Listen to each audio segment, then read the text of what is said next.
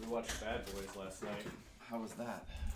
That movie is quite ridiculous. They're awful cops. How much fun would a cop movie where everybody just follows the rules be? It's true, but like... Megatron must be stopped, no matter the cost.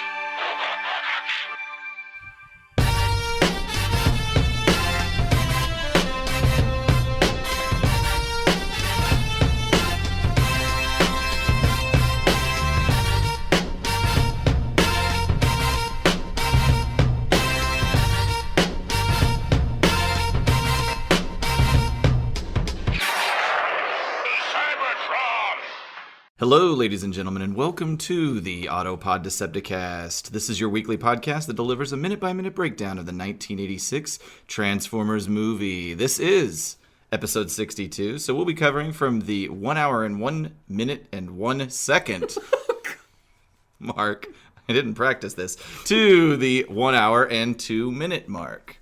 Some might say 61 to 62. It got confusing when I was trying to write my notes like that, so I started writing it as 1 hour. Because like I was writing 61 and then 62 and I'm like, this is too confusing. Ugh, man, we're not good. Let's quit. Oh, mamma mia, please let me go. This is your host, Aaron. Sitting next to me are two men, one Beelzebub and the other the devil he put aside for me. I'm Brian. I'm trying to get the reference. I thought it was an ABBA reference. That's where I thought it was too. So I was getting ready to introduce myself as the dancing queen. So... But that's not the case. And then we got all biblical. The reference is Queen, Bohemian Rhapsody, only the most popular song of theirs. I would be very happy if I never had to hear that song again. Well, let me see if you like this, Brian. Oh, God. This is the whole reason I brought it up. Oh, because of the whole movie coming out? Yeah. Yeah, it looks good. This looks awesome. Looks great. I don't know. Ryan, I figured you like Queen. I like the idea of them. What does that even mean? I don't know. I mean, I like that they exist. I don't really... I mean, I'm very lukewarm about their music. Okay, well... I brought it up because I swore I thought that you would be maybe interested in a Queen biopic. No. Why would you be interested in Why? Because Queen makes the kind of like kitschy music that does kind of, get Ryan excited sometimes. I would say it's... I wouldn't call their music... Not kitschy, but, I guess it's unique. I will say there's It's one song... unto itself. It's not kitschy. That's not the right word. It's unique. If you it's want highly Ryan to unique. get his dick hard on music, there's only one band I know that can do that, and that's Huey Lewis and the News. And I mean that sincerely. There is... You like Huey. They're fine. I would say I'm more like... ABBA would definitely be more my wheelhouse. Cool. Yeah, ABBA's but good. I will say there's one Queen song I do love, but it's because of the movie Shaun of the Dead. Oh, yeah, and that would be Don't Stop Me Now. Yes. Because I'm having a good Again, time. Brian approaches his music because as it facilitates... It augments other entertainment, yes. Right. Right. That's true. So, well, I just got amped when you sent me the text the other day, or maybe it was Ben Bunch, that on this Queen Bohemian Rhapsody biopic, and that cool trailer is just fucking amazing.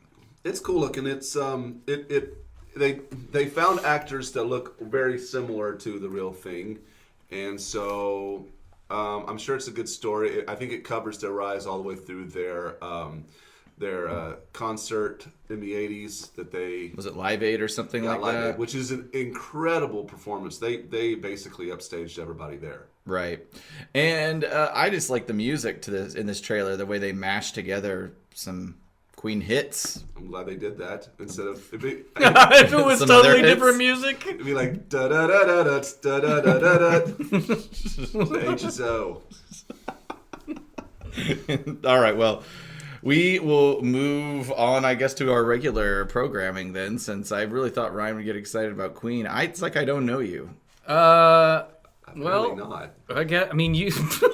I mean, I've heard you talk about how much you hate music for 80 episodes. Keep And expecting it to be different.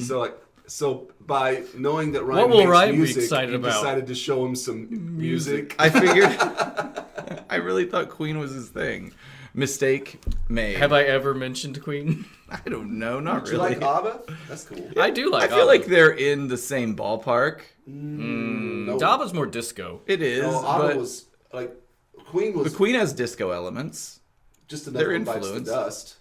Although, it's, sidebar, when you're doing chest compressions for CPR, another one bites the dust is the beats per minute you're supposed to do. Oh shit. Thanks, Yep. Radiolab. Yeah. And what's the other song? It is... Probably a song you like because it's I can't, disco. I can't... Oh, what is... Staying Alive. Stay Alive. Yeah, which They have is the funny. same beats per minute.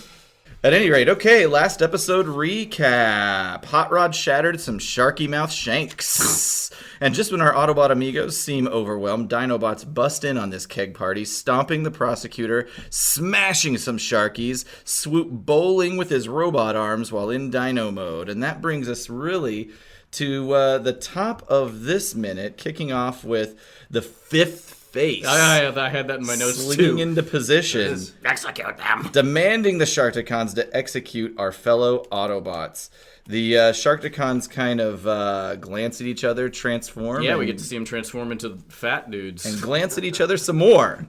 So I kind of like the robot forms of the Sharkticons. It's too adorable. Like, they're very kind of cute. They just look like your chubby buddy, you know? Like you said, Aaron, before, they look like John Belushi. They do kind of look like Animal House John Belushi to me in Transformer form. I'm going to do something with that. Photoshop his face on there. Hopefully that works out.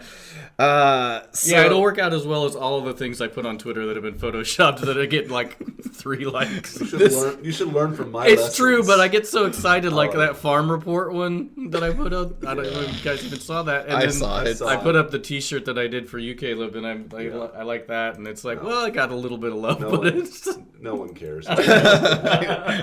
as we ascend to our later episodes, this is quickly becoming a very bitter podcast.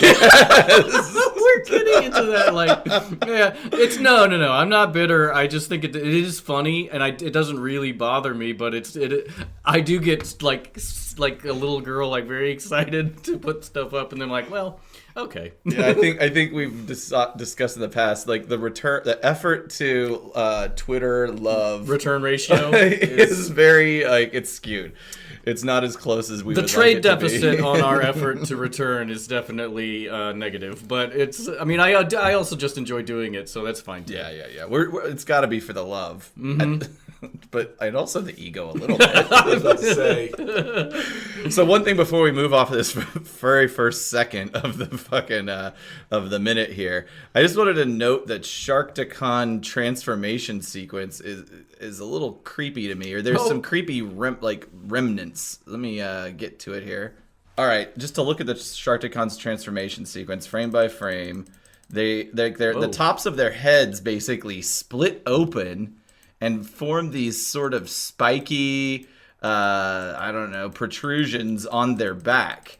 And I don't know, I hate them. They look really weird to me. But then the other thing about it is they just disappear after that moment. That's true. They never come back. No, that's. Oh, maybe. Okay, well, I can see a little bit, but wait for it here. Now they're gone. Yeah, they're gone. So that was a waste of time. I don't remember. I don't remember who had one, but I have played with a Sharkticon toy, but I don't really remember how the transformation worked.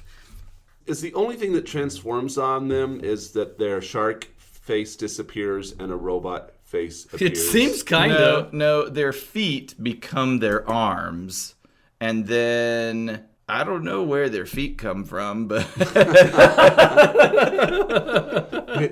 Do you not have one? I guess. I've got a little more tiny modern one. Legends interpretation. Was of there it. ever a release of a Sharkticon toy back in the day? There was, yeah. Yeah, No, that's when I played with it as a kid. It was a good toy. Okay, let's check this out one more time. I fucking know, man. I don't know where those legs come from.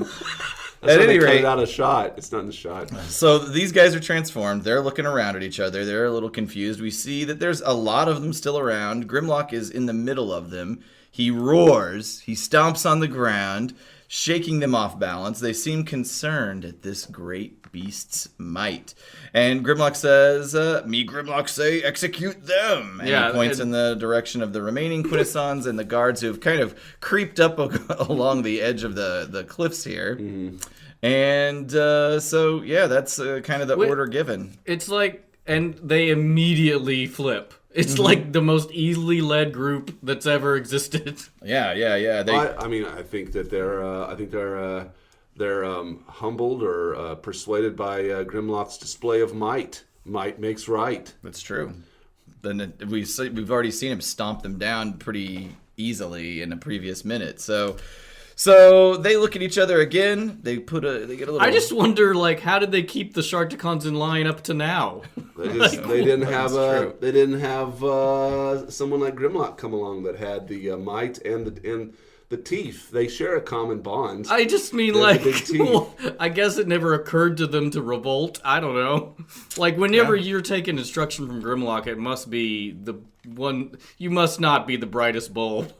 They are the creation of the Quintessons, perhaps programmed for loyalty, but maybe this like self-preservation instinct took over here at this point. I guess it's a stupid point, but it just is so funny to me. Like, just instantly, their worldview has been turned 180. And then they smile about it. They're like, yeah. I love this mischievous grin they get on their face they're too adorable. At around the 1 hour, 1 minute, and 17-second mark.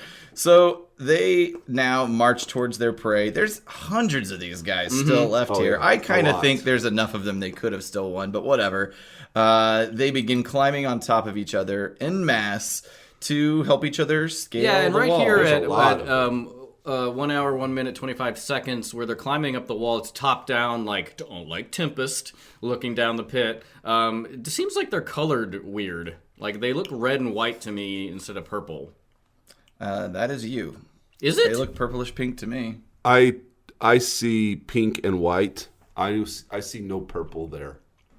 Moving on. I will mention I am slightly colorblind. The Quintessons and their guards retreat. Are you both colorblind? A little bit. I think I have elements of it, yeah. It's fun for a graphic designer. Let's do it right now. All right. That'll be fun for the listener. Shut it down. So, a couple notes about Sharkticons while we're here. Did the Sharkticon name, they were originally called the Sharkons. Oh. That was their preliminary name. I don't like that at all. And along with Hot Rod, they were actually Floro Dairy's favorite characters. Oh. When asked in an interview about the Sharkticon design, like, what was the inspiration for it, Floro Dairy replied, Sharkticon is a shark. No, it's not at all. No, it's not. It doesn't look like any shark that's ever existed. Yeah. So I'm just popping up in an illustration. Perhaps this would be good for our for inclusion on our website. But I love all of the Floro Dairy original designs. I feel like that response, like, you know how somebody's a genius in one aspect and then but like not right in all of them? Yes. Sharkticon is a shark. So I like his note here that says, I designed Sharkon as a fantasy beast in such a way that he is transformable to the robot on the right side. As if you weren't going to just connect that. Oh, shit. Thank you for that note. Second note, Sharkon sounds like shark. Shark is large-mouthed, sharp-toothed, savage, and voracious. Also, the fact that Sharkon is a fantasy beast and voracious meat eater. I designed it in such a way as you see it now. That's weird. Those notes mean nothing. I think he's Filipino. Maybe the English is a little bit off here, but it's like Captain Obvious. I like on the right, on the left, you've got the Sharkticons, and he's saying Sharkticons as a fantasy beast, and on the right side, Sharkticons as a robot. Okay, so this swarm of Sharkticons, they're getting closer and closer to the ledge, and Cup and Hot Rod have a little conversation. Cup says, I think the problems on this planet will be solved very shortly. And Hot Rod's like, fuck the planet, son. We got problems. We need a motherfucking ship. And at this point, Wheelie introduces himself. Mm-hmm. He says, Caleb, we'll let you do it. You've got the best Wheelie voice. You get ship if I get trip. I like how his line readings are always way different than the movie. Who, me? Yes. Well, It's true. It's true. oh, like how I just put the wrong. It's just so emphasis on different. the Like wrong it's syllable. like it's your take as opposed to Frank Welker's. There's a lot of editing at this point. I'm sorry. No, it's great. It's great. But it's Ryan won't edit it because he'll probably say something really funny here in a second. He'll be like, I gotta keep all the junk see in what this so that I is. get my funny joke in, and it's not gonna be funny without the context. this is not a hypothetical complaint. This is a callback to something. So let me try it one more time. So he says it like this. You get ship if I get trip. Oh, I'm sorry. But I do love your wheelie voice. I know, it's great. You get ship if I get trip. To which Hot Rod says, who the fuck are you, asshole? Oh, okay. And Grimlock steps in for a second. He's like, whoa, man, he's cool. And to prove it, he nudges Wheelie playfully on his nose there. And so... I like this part where it's like, you get ship if I get trip. It's like, gas, ass, or grass. Nobody rides for free. he is like the Matthew McConaughey character. Which is, by the way, a disgusting saying. So, Hot Rod restates the need for a ship. Wheelie says something totally incomprehensible and points to over there. He says ship stare over there. Oh, is that? I could not understand what the hell he was saying. And my version of the script did not have this in it. So anyway, yep, he points to the sky. We see the Quintesson ship for the Which first, is a cool ship. and maybe we didn't see it for the first time. I think we see it from a sort of top-down pan whenever the Autobots are being brought into the main Quintesson building. But You're right. You don't know it's a ship at that No, point. it looks like a structure. Yeah, we do see it briefly, but yeah, I really like the design of the Quintesson ship. I think it's super cool. I like the design of Quintessa in general. Yeah, everything about it. pretty cool. I think I'd get really dizzy flying in a Quintesson ship. It does spin, so I can only assume that maybe the core doesn't. I don't think there's know. parts of it that don't, does as it we'll matter see in in a later space, though? as we'll see in a later minute. I think there are parts of it that don't spin. Well, unless it's like a space station where the spin is what gives it artificial gravity. Maybe that's what. Except that no other ships in this universe do that. But Ryan is our vice president of science, engineering, and physics. You are responsible for looking more into this later on. yes, I will make a note The of that. Quintesson ship. So Cup and Hot Rod look in the direction, see the corkscrew-like abomination of modern sculpture, and Cup's like, that's a ship, and Hot Rod's like, who cares as long as it flies, and we fade out. Cut to The team on Not Junkeon. really the team. Yeah. We got not really the team yet. We've got the. We open up on Ultra Magnus's smoldering remains. Super gross. Just again, if you imagine these as people, like just imagine cutting to dismembered body parts. Yeah. It's kind of horrifying. A nice little gentle reminder that this guy died a little bit ago. It also reminds me of season 3. There's an episode, and I talked about this before, but like there's an episode where Springer goes through it's like the Bone Crusher or whatever from Nothing But Trouble, but he goes through this machine and gets dismembered, and it comes out on a conveyor belt in parts. And Rodimus Prime goes, ew, gross, because he's the best leader that's ever been. Yeah, he has no empathy whatsoever. But maybe he knows they can put them back together because we did that with Ultra Magnus. I don't know. And weren't they on a gross goo planet as well? I don't remember. It was I just sucking them remember up that part. from some gross goo. We'll follow up on that. Season 3 is gross. We'll follow up on that. Speaking of Springer, we pan to him. He briefly surveys the scene. He's in his helicopter mode here. And then the whole crew shows up and transforms. And so we've got Blur, Perceptor, RC, Daniel. They roll up, transform. RC's very sad. Man, Springer's huge in that Yeah, shot. there's a size. They're just kind of. I think he's a big guy. Here he is in toy form. Look how big he is compared to RC. Yeah, I mean Look how big he is compared to RC in toy modes. I just mean in the In context of the previous shots movie, of the movie. he's too big there, but it's fine. I What else? mean, he does hook up with her, That's too much. Does he? as far as we know. In your fan fiction? He grabs her wrists. He grabs her wrist a lot. if that's called hooking up, I guess. Don't think I so. guess that's what it is. That's a problem. Problematic. Yeah. RC looks very sad, and Blur says that without the Matrix, this situation is like the opposite of a Barack Obama campaign poster. Okay. Wow. No hope? And that brings us to the end of this minute. I really like the drawings of Ultra Magnus's body parts. I feel like they're well rendered. I like that hand. Yeah, the hand is particular. good. I mean, and his like shell, like shoulder rocket launcher thing looks neat. I kind of just distracted by the fact we're just looking at dismembered body parts. Yeah, for sure. The background drawings of the characters aren't very, but what do you expect? They're very far in the background. You can't get in a lot of detail, but I still think you could have done better. Yeah. Animators. Again, this movie is like wildly varied as to the quality of the animation. There's some scenes coming up that I think are among the best in the movie. I agree. So we'll get to that. I don't really have any. There's no voice actors. Don't know there's discussion points. So I guess that means it's time to get into Deviations. I've really got nothing notable. Okay. So Ryan, jump into the insanity. Well, last time, if you remember, it was kind of similar, but there were more prisoners in the cells on Quintessa, and when the Dinobots came in, Grimlock freed all of them to attack the Quintessons, and the Sharkticons kind of joined the revolt, and there was this huge glass warrior robot that was in there that plays a part but doesn't ever come back in any meaningful way. But, okay. We go to the Quintesson is the lead Quintesson says rotates to the angry expression, says, "Back, we are your masters. You dare not defy us. Back!"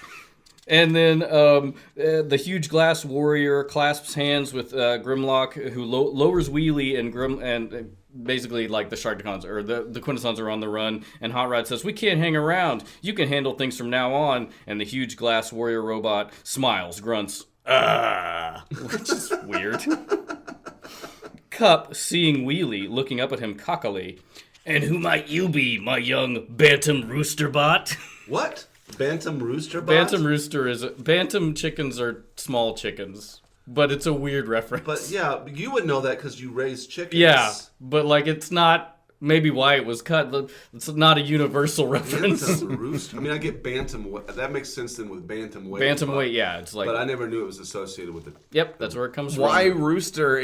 Because of his colors? I think just because he's all just like a general reference to him being small? Small and like feisty. Bantam Rooster Bot. I think Cup's phrases and sayings in this movie or in the script are getting more and more insane. insane. He might have like some kind of. It might has be onset of dementia. Autobot dementia. Yeah. Interesting. So instead of Grimlock, Snudge. None of us can speak today. I know. Good lord. Sludge nuzzles Wheelie with his huge head and says, "Him, Wheelie, good friend. It's UNH. Yeah, And then Sludge licks Wheelie like a huge dog. And Wheelie reacts, feigning disinterest, but clearly pleased. That's weird. Resume on Hot Rod. "Nice to meet you, Squirt, but like I said, we've got to split. Our friends are counting on us to do a job." Turns away, speaks to Cup. We've got to find space transportation if we're going to make time. And I'm like, AKA ship. Yeah. Just say ship. Why? Well, good editing. Yeah. As it turned out. And Wheelie says, "Fly, sky fly." What? Question. Sky fly? Like, that's his way of interpreting what they need to I do. guess. "Hey, kid, get lost," says Hot Rod. Cup says, "Wait, lad." And then to Wheelie, "You know where we can find space-worthy vehicles?" Again, I'm like, a ship. Just say a ship. Wheelie points and says, or just points, and then it says, "To a spacecraft that bears the 5-faced insignia of Quintessons." And Cup says, "A Quintesson cruiser." I wish they would have developed that logo. Yeah. I don't know how crazy that would have been. They transform and take off for the ship, and the huge glass warrior robot smiles and waves, grunting his farewell. Why did that exist? I don't know I guess Ron Freeman really liked the idea of this glass warrior robot because it doesn't make any difference in the. I don't know. It might have been a cool thing, but whatever. And then they get to the ship, and they get in there, about to close the doors, and Wheelie's just standing there, and Hot Rod goes, okay, come on board, but I think I'm going to regret it. Which I also don't think comes back in any meaningful way. Blast off to Cheers of the Prisoners. And then we come back, we go back to Junkeon. Do you know if the Glass Warrior, if he breaks, that's 7 years bad luck? That's just it's not just glass in general, it has to be a mirror. You just ruined my joke. Sorry. Okay, we cut back to Junkeon, where the Decepticons are still there, and they're basically like, Scourge is like, should we examine the remains? And if you remember, this convoluted thing where Ultra Magnus and Perceptor had these clones of the other Autobots, and they grew in size, like, and they were just like drones that were walking around, and that's what the Decepticons destroyed while the other Autobots were hiding. Yeah, I remember that. And then they actually destroyed Ultra Magnus, though. And then Galvatron says, "Carrion for the cesium crows." More birds. More cesium. Yeah. And he says, yeah, fuck all that. To Earth, Decepticons. While I, Galvatron, pay a final visit to Ingester and cancel our contract forever. Which is the lamest, like, action hero catchphrase ever. It's like, that belongs in a diatribe of like, I want to cancel my membership at Planet Fitness. I do make lots of references throughout the time we've been doing this to Megatron and or Galvatron's interactions with Unicrons. Like, I do refer to them a lot as like business meetings or having a checkpoint or an employee review. So I like that reference. I like that line. It just, I don't know, it's not badass in any way. Cancel our contract. I want to turn in my resignation. I want to quit the bank. So then they leave, and the Decepticon forces rise and escape JBL. A beat, we hold on the remains of Ultra Magnus as the remains of the replica clones of Blur, RC, Springer, and Perceptor start shrinking and dissolving. Oh yeah, those. We gotta get rid of those. So it's like if the Decepticons had stayed 30 seconds longer, they would have known it was. It's just like it's just, I don't know. But they didn't even destroy the clones, right? Or They did. Okay. That's why they thought they killed the Autobots, because they Gotcha, destroyed the clones. All right. And then Daniel comes into the frame and looks down at Ultra Magnus's remains. He sacrificed himself to save the rest of us.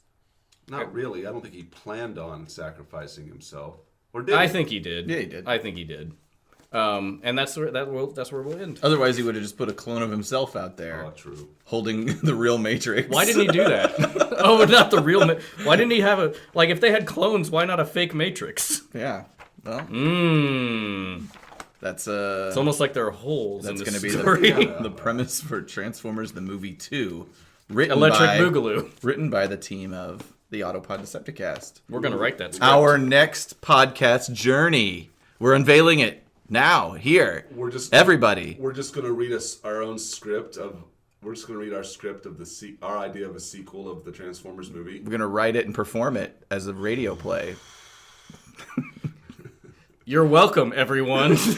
Actually, I mean, this could be really annoying, but I did think in my head a good idea for a podcast would be us doing that, like writing a sequel to Transformers the movie, but the podcast is us documenting like it's basically our pitch sessions, and then and what we keep and throw out, and by the end of it, there's a completed script that's You've mentioned this just before. Awesome. And nobody would want to listen to it. I can't imagine anyone would want to listen. I like the idea as a project. I don't know if anyone would be willing to listen to us do that. It does sound. I may not be willing to, and if I'm not, then yeah. Well, we'll workshop that idea, listeners. All right, well, it's time for us to do our daily seance that we typically do. Let's hold hands here and kind of. We're actually holding hands. Let's summon the. We are actually holding hands here. Yep. Right. All right, let's do this. And. Oh, great iconic moment, Ghost. We summon thee at this point to enlighten us. I'm not hearing anything. Oh, shit. Just wait longer. Oh, great Ghost. We summon thee with some... Do we have an offering? Blue light special at TJ Maxx. Ah! I Mask? said it wrong. Blue light special at TJ Maxx. So, okay, we can... I am the ghost of the iconic moment. You know. Oh, here he is. Oh, here he is. Good luck trying to get that one. Yeah, that'll be fun. Good Lord. Okay. What is it, guys? What's your idea? I didn't have one for this one. Oh, really? No. I mean, the Ultra Magnus hand. Yeah. Is, Smoldering remains. that's an icon. Yes. Well drawn, nice little reminder of his horrifying demise. Yeah, his hand's like open, like, why? It'd be, how much creepier would it have been if it was twitching? Yeah. I mean, I don't see why they didn't do that with every gruesome choice they made in this movie. Yeah. What did you have one, Aaron? Nope, I was gonna go with that. Oh, how the tables have turned. You didn't have one, Caleb? He I did. said the fucking Oh, he hand. did. Oh my god. Oh my god. Ryan, you're the loser. In lieu of an iconic moment, I will say I stumbled across this YouTube channel. I think it's called Movie Bob, but it's like he had the way I came about it is he has a video called Really That Good, which he does on a lot of movies. Oh, but I've seen that. He did Transformers the movie, and they're long form, like really in depth, and it was really interesting, like the way he broke down the movie of like. Is it really that good, and why do people still talk about it? Why is it still a thing? And it was basically the overarching theme of the video was like, regardless of the creator's intent, the way you emotionally react to something is, that's what's important. It doesn't matter if it was a like cynical way of selling toys, if it meant something to you. And he said also it's an interesting, like the movie's really interesting in the fact that like you have these two armies where the generals are killed in the first act, and the war is still going on, and you have this god figure that comes in as a threat to everybody. And it's a really interesting breakdown. I really recommend anybody who hasn't seen it go and search that. Really That Good Transformers or Movie Bob is the channel, and it's really a great watch. Despite the fact that this movie does have lots of sort of obvious influences from things like Star Wars in particular, I guess, and general hero's journey type stuff, I think the execution is like creative unto itself. Yeah. Like, I mean, I think the way it takes those influences and turns it into its own thing. Plus, I think there's just a lot of unique things in general that maybe the platform of robotic transforming things from another planet in the galaxy inherently allows it to be, but at any rate, so I'll have to watch that again. I watched it a long time ago. I almost was afraid to watch it because I didn't want it to influence this thing too much. It is kind of like a crystallized version of what we do. Like it's about a 40-minute like review. So don't of the go movie. watch it because it's probably a lot better. It's very good. And then you won't need us anymore. Hey, you know what? That might be long form, but you know what's longer form? Autopod Decepticast. That's right. It's 100 times longer. That's where we've got them, baby. All right. Next time on the Autobot Decepticast. Well, our next episode is all about Caleb Carter. Really? Oh yeah, I think Caleb's gonna love the next He's been episode. patiently waiting 63 weeks for this. I feel like this is gonna be his favorite minute. The proper introduction of our filthy little parts-sharing pals, the Junkeons. Finally. You know, since it's no secret that I'm relatively unfamiliar with what's going on here, I was really excited, like, I don't know, like 10 weeks ago. 2 weeks ago. I'm thinking that was my moment, and now I'd kind of given up on it. It is crazy how early the Junkeons are introduced and just like nothing happens for minutes of the movie. It's relatively anticlimactic, but I'm glad you're kind of stirring that pot again for me. I'll tell you, I kind of felt the same way. Like, I was really looking forward to it, and my enthusiasm waned. But after watching it and studying it for the last this week in preparation, it is awesome. It is great. It's like it's really so good. So hopefully it'll jazz you back up once we put it on screen here. Don't worry. All right. Well, we will cover that, and certainly we'll probably talk a little bit more about Weird Al in the next episode. So stay tuned. iTunes, Stitcher, Google Play, and TuneIn. By the way, is it proper to call it iTunes anymore? People call it Google or Apple Podcasts now. Are they two different things? What's going on there? I'm an Android person. Anything about that? Yeah, I've heard people call it iTunes, Apple Podcasts, Yeah. Stitcher, Google much Play, more and awkward. TuneIn. Yeah, I had my own rhythm going on. There's also our social media, everybody. Twitter, Facebook, and Instagram. All of them at APodDcast. And visit our web presence, of course, autopoddecepticast.com. I'll put some stuff about Queen up there. Yeah. Thanks for that. Sharkticon references. The Fluoro Dairy designs, yeah. And hey, if you're on that iTunes or Apple Podcast, as I believe it's properly called, rate, subscribe. Yeah. Goodbye. Bye, bye, bye, bye.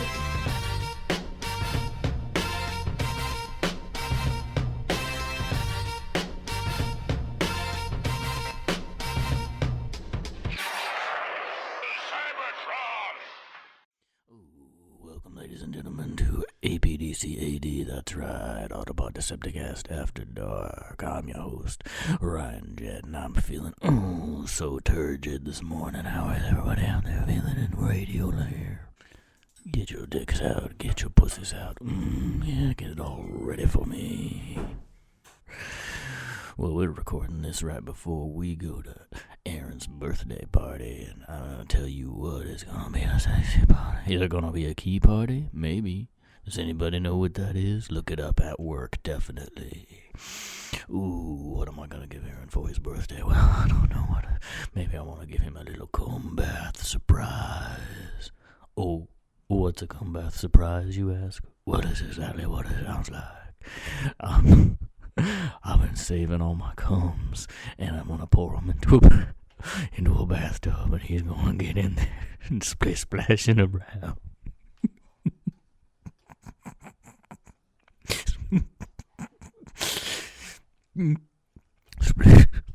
Splish, splash, I was taking a comb. Splish, splash, I was taking a comb bath all about a Saturday morning.